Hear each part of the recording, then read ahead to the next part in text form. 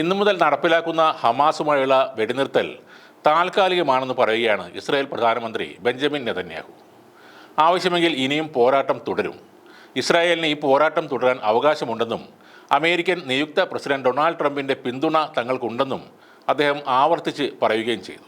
ഹമാസുമായുള്ള വെടിനിർത്തൽ കരാർ പ്രാബല്യത്തിൽ വന്നുവെങ്കിലും ചെങ്കടലിൽ ഹൂത്തികൾ പിന്നോട്ടില്ല എന്ന് തന്നെയാണ് പറയുന്നത്.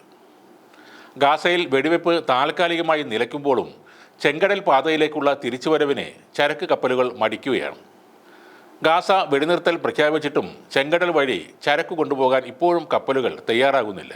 ഇസ്രായേൽ ഹമാസ് യുദ്ധത്തിൻ്റെ പശ്ചാത്തലത്തിലാണ് ചെങ്കടൽ വഴി കടന്നുപോകുന്ന കപ്പലുകൾ നേരത്തെ വഴി തിരിച്ച് വിടാൻ തുടങ്ങിയത്. കഴിഞ്ഞ ദിവസങ്ങളിൽ വെടിനിർത്തൽ പ്രഖ്യാപിച്ചെങ്കിലും ചെങ്കടലിനെ ഇപ്പോഴും ഭീതിയോടെയാണ് ലോജിസ്റ്റിക് കമ്പനികൾ നോക്കിക്കാണുന്നത്. 2023 നവംബർ മുതൽ ചെങ്കടൽ വഴി കടന്നുപോകുന്ന കപ്പലുകളെ ലക്ഷ്യം വെച്ചുള്ള ഹൂതി ആക്രമണങ്ങളിൽ നിരവധി പേർ കൊല്ലപ്പെടുകയും കപ്പലുകൾക്ക് കേടുപാടുകൾ സംഭവിക്കുകയും ചെയ്തിരുന്നു. അപകടസാധ്യതകൾ ഒഴിവാക്കാൻ ഷിപ്പിംഗ് കമ്പനികൾ അവരുടെ യാത്രകൾക്ക് സമയവും ഇന്ധനവും ചെലവും കൂടുതലാകുമെന്നറിഞ്ഞിട്ടും കേപ്പ് ഓഫ് ഗുഡ് ഹോപ്പ് വഴി ചുറ്റിപ്പോകാൻ തീരുമാനിച്ചു. ചരക്ക് കൊണ്ടുപോകുന്നതിനുള്ള ഏറ്റവും സുഗമമായ പാതയാണ് ഭീഷണികൾ ഭയന്ന് ഇപ്പോൾ ആളില്ലാതെ കിടക്കുന്നത്. സഞ്ചാരപാത മാറ്റിയത് കപ്പലുകൾക്ക് വലിയ സാമ്പത്തിക ബാധ്യതയാണ് നൽകിയത്. കപ്പലുകളുടെ ഇന്ധന ചെലവ് 30% വർദ്ധിച്ചു. ഇത് ഉൽപ്പന്നങ്ങളുടെ വില വർദ്ധിക്കുന്നതിനും കാരണമായി.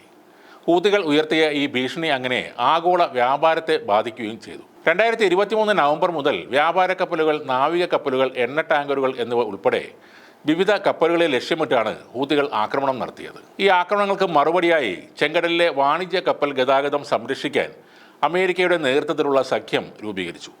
ബ്രിട്ടൻ, ഫ്രാൻസ്, ഇന്ത്യ എന്നിവയുൾപ്പെടെ നിരവധി രാജ്യങ്ങളിൽ നിന്നുള്ള പങ്കാളിത്തം ഈ സഖ്യത്തിലുണ്ടായിരുന്നു. യൂറോപ്യൻ യൂണിയൻ മേഖലയിലെ മർച്ചന്റ് ഷിപ്പിംഗ് സംരക്ഷിക്കുന്നതിനായി ഓപ്പറേഷൻ ആസ്പൈഡ്സ് എന്ന നാവിക ദൗത്യവും ആരംഭിച്ചിരുന്നു. എന്നാലും സുരക്ഷാ സാഹചര്യം ഒരുങ്ങുകയും ഹൂതികളുടെ ഭീഷണി പൂർണ്ണമായും ഇല്ലാതാകുകയും ചെയ്യുന്നതുവരെ സമയവും ഇന്ധനവും ചെലവായാലും ഷിപ്പിംഗ് കമ്പനികൾ അവരുടെ യാത്രകൾക്ക് ചെങ്കടൽ തിരഞ്ഞെടുക്കാൻ സാധ്യത കാണുന്നില്ല. ബാബൽ മന്ദാബ് കടലെടുക്കും ആഗോള വ്യാപാരത്തിൻ്റെ നിർണായക കേന്ദ്രമാണ്. ദശലക്ഷക്കണക്കിന് ബാരൽ എണ്ണയും മറ്റ് അവശ്യ വസ്തുക്കളുമാണ് ദിനം പ്രതി ഇതുവഴി കടന്നുപോകുന്നത്. ഈ മേഖലയിലെ ഷിപ്പിംഗ് തടസ്സപ്പെടുത്തുന്നതും ആഗോള സമ്പദ് വ്യവസ്ഥയ്ക്ക് കാര്യമായ പ്രത്യാഘാതങ്ങൾ ഉണ്ടാക്കും. ചെങ്കടലിലൂടെ സഞ്ചരിക്കുന്ന കപ്പലുകൾക്കുള്ള അപകട സാധ്യത വർദ്ധിക്കുന്നതനുസരിച്ച് ഇൻഷുറൻസ് പ്രീമിയവും കൂടുന്നുണ്ട്. പല കമ്പനികളും അവരുടെ റൂട്ടുകളും റിസ്ക് മാനേജ്മെൻറ്റ് തന്ത്രങ്ങളും പുനർനിർണയം നടത്തി. ഷിപ്പിംഗ് വ്യവസായത്തിലുടനീളം ഇത് മാന്ദ്യവും സൃഷ്ടിച്ചു. ഹമാസുമായുള്ള യുദ്ധത്തിൽ ഗാസയിൽ ഒട്ടേറെ നഷ്ടങ്ങൾ ഉണ്ടായിട്ടുണ്ട്.